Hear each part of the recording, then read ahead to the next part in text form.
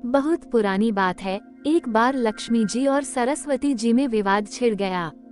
लक्ष्मी जी बोली, मेरे आशीर्वाद के आगे भला कर्मों की क्या हस्ती है।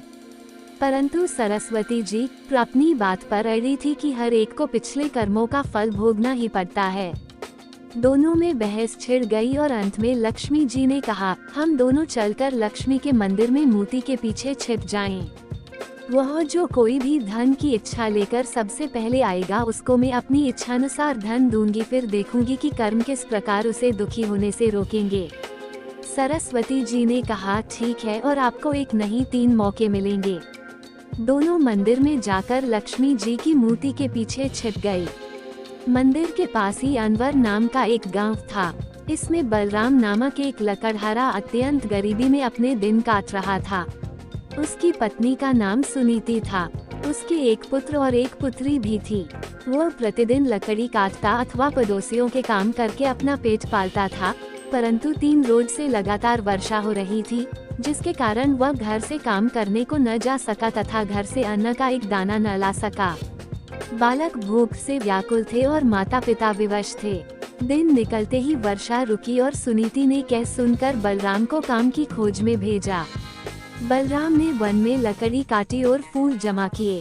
फिर कुछ फूल लेकर वह लक्ष्मी जी के मंदिर की ओर चला। बलराम अत्यंत भाग्यवान था, क्योंकि वही पहला मनुष्य था जो कि उस मंदिर में सबसे पहले पहुंचा, जिसमें दोनों देवियां छिपी बैठी थीं। बलराम ने मूर्ति की पूजा की, फूल गधाए और धन के लिए हाथ जोड़कर प्रार्थना करने लगा। देवी लक्ष्मी ने उपयुक्त अवसर देखकर मोहरों की वर्षा कर दी। बलराम आंखें फाड़ फाड़ कर देख रहा था कि क्या यह सत्य है अथवा स्वप्न। बड़ी देर में उसे विश्वास हुआ कि देवी लक्ष्मी वास्तव में उस पर प्रसन्न हो गई हैं। मंदिर के कोने में मिट्टी की एक हडिया रखी थी। सब मोहरे उसमें भरकर आनंद से उछलता हुआ वह अपने घर पहुंचा। बाहर से ही उसने अपनी पत्नी को आवाजें देनी शुरू की कि देखो सुनीति में क्या लाया हूँ, परंतु वह अपनी किसी पड़ोसन से आटा उधार मांगने गई हुई थी। वह उसे ढूंढने को बाहर चल दिया। थोड़ी देर में दोनों पति पत्नी वापस आ गए। बलराम तो खुशी खुशी सब बता रहा था, परंतु सुनीति उस पर विश्वास नहीं कर रही थी। घर में आकर दोनों ने देखा कि हडिया भर अशर्फियों तो क्या एक भी अशर्फी नहीं है। बलराम कटे पेड़ की भांति गिर पड़ा और सुनीति उसे गालियां सुनाने लगी। अब वह बोलता भी क्या, चुप पड़ा रहा। अगले दिन प्रातःकाल वह फिर देवी के मंदिर पहुंचा। लक्ष्मी सोच रही थी कि बलराम अब धनी हो गया है, अतः बहुत सारी सामग्री लाकर पूजा करेगा, परंतु बलराम ने रो रो कर सारी कथा सुनाई। अब की बार देवी लक्ष्मी ने अपने गले का मणिमुक्ताओं का हार उसके ऊपर फेंक दिया। वह अत्यंत खुश होकर वहां से चल दिया। रास्ते में उसे ध्यान आया कि कल उसने धन मिलने पर निर्मल जल में स्नान करके पूजा नहीं की थी, शायद इसीलिए उसका कल वाला धन खो गया। यह सोचते ही वह सरोवर पर जा पहुंचा और हार को कुर्ते की जेब में भलीभांति बांधकर कपड़े जल के किनारे रख दिए और नहाने को घुस गया। जब वह सूर्य की ओर मुंह करके उसे जल दे रहा था, कपड़ों की ओर उसकी कमर थी। हार जरा सा जेब में से चमक रहा था। मछली उसे कोई खाद्य वस्तु समझ चट से निगल गई। इधर बलराम स्नान से निवृत्त होकर आया तो हार को गायब देखकर रोने लगा। सब जगह उसने हार ढूंढा, पर वहाँ हार कहाँ। घर पहुंचकर उसने रोते रोते अपनी पत्नी को सब हाल सुनाया, परंतु उसने विश्वास करने के बजाय और उसे 4 बातें सुना दी। अगले दिन बलराम फिर देवी के मंदिर देर से पहुंचा। लक्ष्मी जी सरस्वती जी से कह रही थी, देखो आज बलराम नहीं आएगा, अब वो अमीर हो गया है। यह मनुष्य बड़े धूर्त होते हैं। परंतु कुछ ही क्षण पश्चात बलराम रोता हुआ आ पहुंचा और आकर सब हाल सुनाने लगा। देवी लक्ष्मी देवी सरस्वती से कहने लगी, यह मनुष्य बड़ा मूर्ख मालूम होता है। सरस्वती बोली, मूर्ख नहीं है, इसके बुरे कर्मों का चक्र अभी समाप्त नहीं हुआ है। लक्ष्मी जी चिढ़कर बोली, फिर वही कर्म चक्र। अच्छा, अब की बार इसको बड़ा कीमती एक छोटा सा पत्थर दूंगी, देखिए इसे कौन लेता है। ऐसा कहकर उन्होंने एक छोटा मूल्यवान पत्थर उसके आगे फेंक दिया। बलराम ने उसे तुरंत उठा लिया और आंखें फाड़ फाड़ कर देखने लगा। अब वो उसे मुट्ठी में दबाए घर की ओर भागा। उसे सुनीति के पास पहुंचने की जल्दी थी।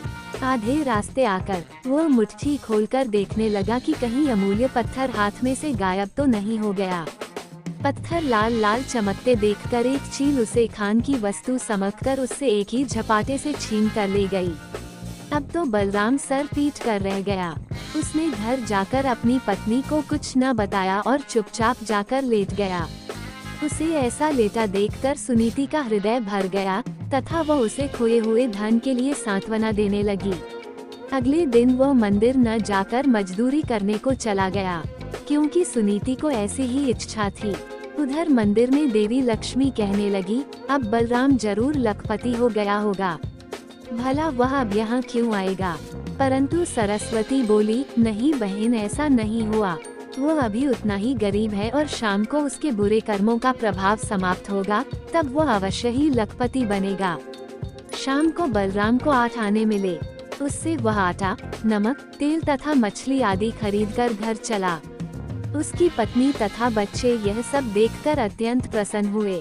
पत्नी ने घर में जाकर भोजन की तैयारी शुरू की और वह कुल्हाड़ी लेकर लकड़ी लेने चला। भाग्यवश यह उसी कीकर की डालों को काटने लगा जिसमें उस चील का घोंसला था तथा वह मूल्यवान पत्थर उसमें रखा था।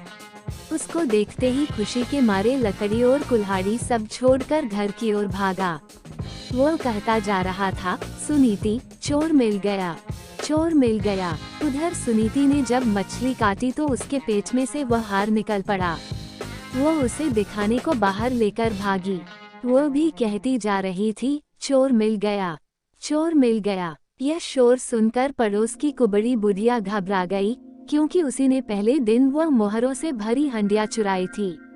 वो समझी शायद उसी की चोरी पकड़ गई है और अब उसी के घर वो उसे पकड़ने आ रहे हैं। वह चुपके से उस हंडिया को उसी कोने में रख आई।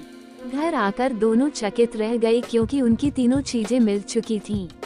अब वह लखपति क्या करोड़पति बन गए तथा सुखपूर्वक जीवन बिताने लगे।